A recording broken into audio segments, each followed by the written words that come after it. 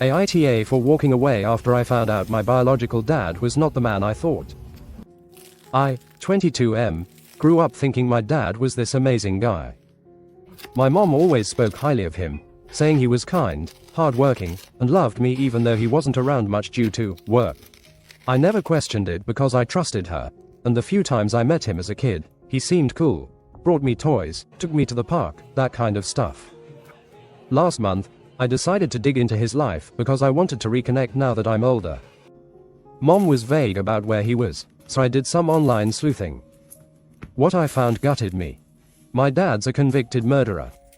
He killed someone in a bar fight 15 years ago, served only 6 years because of a plea deal, and has been living under a new name since. The victim's family is still posting about their loss online, and it's heartbreaking. I confronted my mom, and she admitted she knew but didn't tell me because she thought it would taint my view of him. She said he's changed and deserves a second chance. I feel betrayed by her for hiding this and by him for, well, everything. I told her I'm done with him and don't want contact.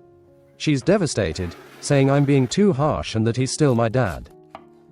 I haven't spoken to him yet, but I'm thinking of cutting him out completely. AITA for walking away from him over something he did before I was born. I feel like I don't even know who he is anymore. Update. Thanks for all the comments and support. Reading your perspectives helped me process this mess. I took some time to think and ended up reaching out to my dad through a letter, didn't want to meet in person yet.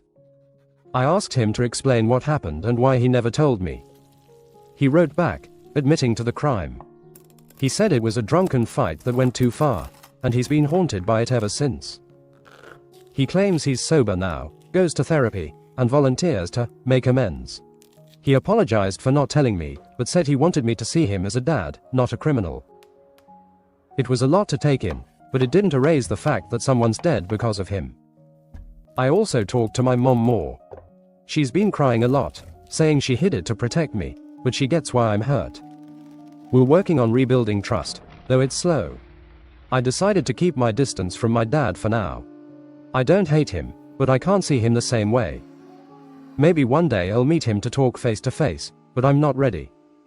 Some of you suggested therapy, and I started seeing a counselor last week.